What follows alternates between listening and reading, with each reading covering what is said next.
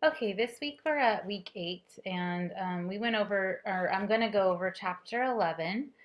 There's also some articles and a video this week. We're talking about the oldest old, and these are the people who are in the 85 plus range, and that is the growing population of aging adults. So that says something about medical and medical advances. As we can see in this pie chart here, this was in 1998, and you look at the oldest old, it only made up 11.6%, whereas now in the projected 2050, which is quite some time from now, but that makes up 23%, so that's an increase. And even the 33% here between 75 and 84, that's a big number as well. Um, so physical losses begin to take their toll after the age of 85. So that's when functioning really starts to change. There's a decline. Bathing, eating, dressing becomes more difficult. Um, Shopping, housework, money management, meal preparation. This is when a person may need a lot of help. Less than half of the 85 plus need help with personal functions. About 60% need help with instrumental activities. So most people out of that group are able to do the basics, but getting out of the house and doing some of those things, or we talked about worry, anxiety, money management may be difficult and overwhelming for somebody, and this is where they may need some help. Again, bone and joint problems, heart disease, vision and hearing problems, mental impairment, drug intoxication. That's from, again, all the medications, falls, urinary continence. These are common problems. More than 50% of the oldest old still live at home, which is pretty amazing. That's a lot of older adults that still live quite independently. 25% live in the household of a relative. 21% live in nursing homes. 75% are widowed, and that's mostly women are much more likely to be left while the husbands have passed away. Between 80 and 90, more people begin to describe themselves as old. I think it's because you start to feel old. Satisfaction of life and well-being is dependent upon the individual. It depends upon the independence of the individual. Genetics, lifestyle, personal characteristics, able to enjoy and appreciate life. I think if you have a reason for living, that gives you more motivation to live.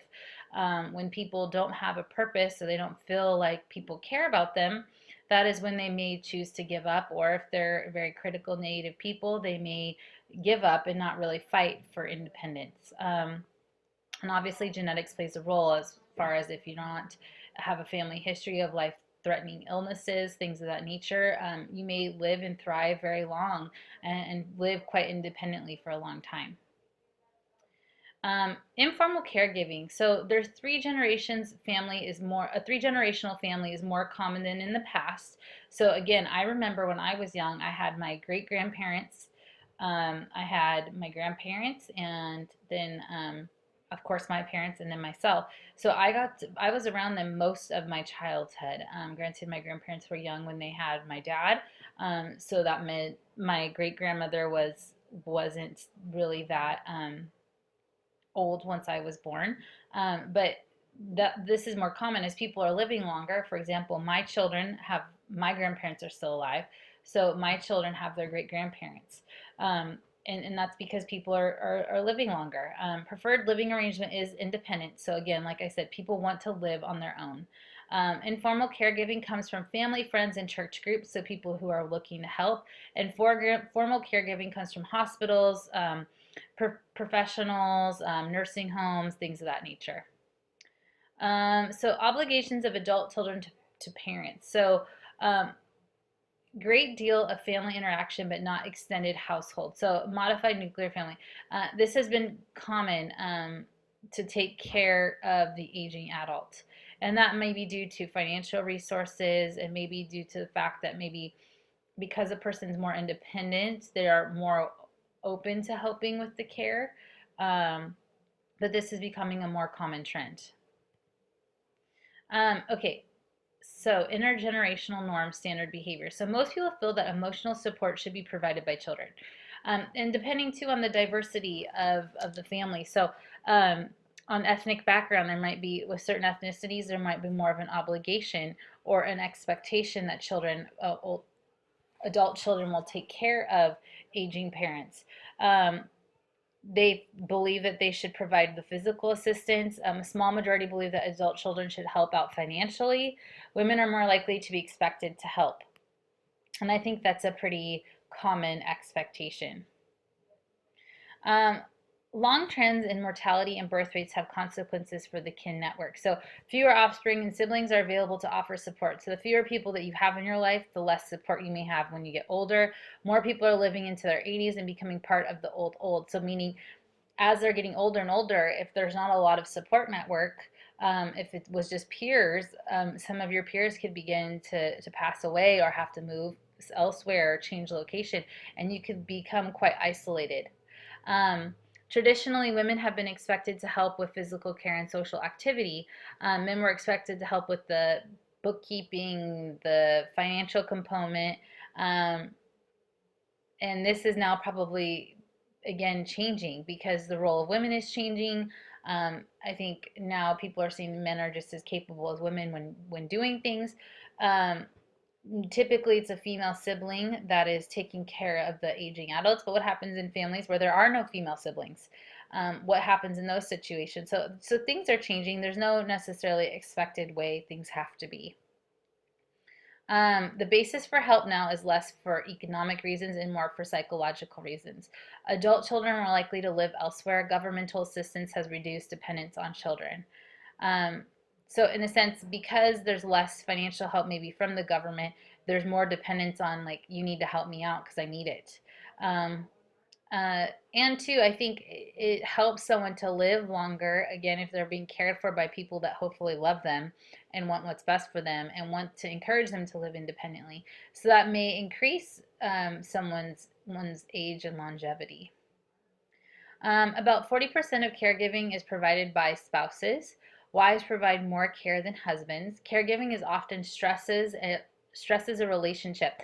I just had one of the people I supervise was discussing a case with me and saying how an elderly sister is living with her brother and sister-in-law and how it's caused a major strain on the marriage because the sister-in-law is so demanding. And and we have to remember if someone's had mental health issues their whole life, that doesn't change just because they've gotten older. So some people can create quite the ruckus in a household um, as they've aged and they are now living with somebody, and they can be quite demanding, exhausting, tiring. It can cause a lot of burnout, and these may be our clients. These might be the people we see are, the children who are taking care of aging parents who are maybe really draining. When I worked at CBU and I lived amongst the senior citizens, um, you know, people sometimes would feel sorry for the senior citizens and say, "Oh, no one comes to visit them. They're so lonely." And I always would say, just as a piece of perspective, I'd say, "You don't know the kind of parent they were." And sometimes these are the people that end up living in our homes, and maybe they weren't the most caring or compassionate. Maybe they were very critical and negative. And when you bring that into your house, that can be quite difficult. Quite difficult. Or the aging process maybe hasn't been generous to them, and so they're in a lot of pain, and so they're grouchy or angry, or they started having some dementia, so they're forgetting. So this kind, or paranoia. So this kind of thing can be quite stressful on a family. Nearly 30% of aging people who need home care receive it from adult daughters. So again, females, a lot of this sometimes falls on us. Middle-aged women are often caught in the middle of aging parents, children, and jobs. Stress is mediated by the relationships with the parent, the extent of social support for the caregiver, coping skills, and self-image. So this is where we could really encourage and offer support to, again, caregivers of aging adults. Caregiver provision, personal performing services, caregiver care management, identifying and obtaining needed service. So there can be a combination of both going on for a child of an aging adult. 20% of women over age 44 have no children. The childless tend to be more financially secure and in better health, more reliant on siblings, nieces, nephews, and hired care providers, and no more lonely, isolated, or unhappy. So their happiness isn't necessarily dependent on the fact that you have children. You can be just as happy if you don't. And it shows here that you may have some more security because you haven't been spending your money on other people. And so these people also have support network and people to hopefully help take care of them. And that's too where the whole preparation of retirement, like it's important for an aging single person to be aware of who's gonna step in when somebody needs to and be prepared for that. The number of older parents who care for dependent adult children and grandchildren is increasing, and again, this is common this day and age where grandparents are raising children. Elderly care for children, grandchildren with mental and physical disabilities, um, and again, a lot of responsibility on the role of the grandparent. It's changed quite a bit. Caring for an adult child seems more stressful than caring for a spouse. And this can be true, especially depending on the disability or the severity of it. It can be quite draining. And as a child gets older, they are becoming bigger, larger, so it can be even physically very taxing how hands-on a parent or grandparent has to be with caring with an older child.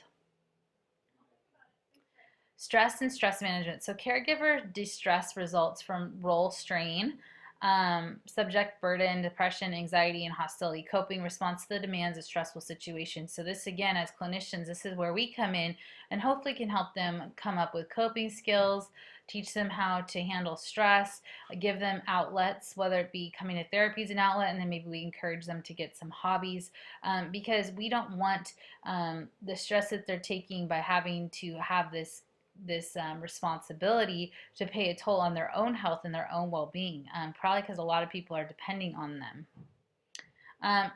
Like I said, problems in caregiving. There's a strain of responsibility, caregivers, personal health and problems, role demands of other work and need for leisure, strained family relationships, and coping with bureaucracy. And again, a lot of the aging process in dealing with the government, it can be quite tricky with getting the resources that you need, trying to jump through hoops to get things approved, to allow people to be able to stay certain places or to get certain care.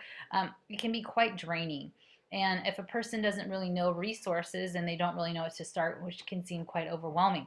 So that's where, as therapists, we can be helpful, and we know resources and know maybe ways clients can go about contacting certain agencies to get the help that they may need to support the aging adult in their life. Again, here's all the counseling options for them: support groups, educational groups, social worker visits. This is where maybe knowing a social worker or knowing of social workers or encouraging clients to talk to social workers. That's their job, to advocate, and here you are to advocate for your client. So trying to help them to see what their options are is important. Again, providing respite care provides alternate care for a short time, alleviates stress for the caregiver, improves functioning of the dependent elder. So again, maybe if someone comes into your home just for a few hours so a person gets a break, that can be life-changing for a person who's been a caregiver for a long time. It's great people are living longer, assuming a person wants to live a long time, but there are some demands. And so this is where, again, planning and preparation is huge. So even for yourself, as you look ahead, this is where you might want to really take into consideration some things that you want done or things you want to be prepared for to maybe to help the family members in your own life. So again, I hope this information is helpful and it's a little bit of a highlight. And I will see you guys again next week. Have a great week. Thanks. Bye.